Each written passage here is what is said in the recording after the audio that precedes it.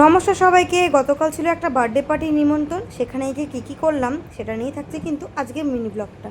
তো দেখো, সন্ধ্যাবেলা চলে গিয়েছিলাম আগে গিফট নেওয়ার জন্য, আর মেয়েটার জন্য নিয়েছিলাম এই বড় টেডিটা। কেমন হয়েছে টেডিটা তোমরা কিন্তু অবশ্যই জানিও।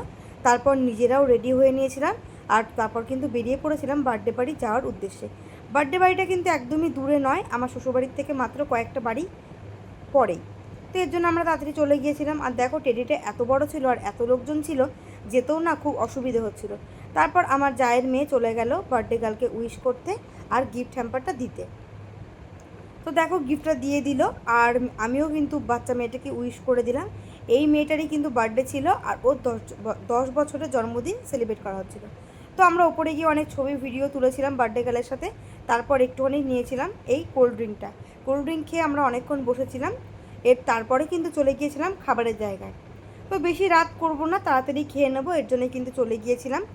তারপর দেখো, নিজেও একটু ভিডিও করে নিচ্ছিলাম, আর বড়মশাই কিন্তু এদিকে চেয়ার ধরে দাঁড়িয়েছিল। তো এরপরে কিন্তু আমরা সবাই মিলে বসে পড়েছিলাম চেয়ারটা, খাবারের জায়গাতে। তবে আমরা কিন্তু সবাই বসিনি, আমার যা ভাসুররা পরের ব্যাচে বসেছিল, আমি আর আমার বড়মশাই কিন্তু বসে পড়েছিলাম। আর পাড়ার সবাই কিন্তু চেনা, পাড়ার মধ্যে যেহেতু নিমন্ত্রণ, তো সবাই মিলে কিন্তু খেয়ে নিলাম। তো সেদিন কিন্তু খেয়েছিলাম, প্রথমেই পড়েছিল ভেজিটেবল চপ। চপটা বেশ ভালো ছিল, সাথে ছিল কিন্তু স্যালাড আর সসটা যদিও আমি নিইনি। এরপরে কিন্তু খেয়েছিলাম সাদা ভাত, তার সাথে ভেজ ডাল, আর চিপস তো থাকবেই।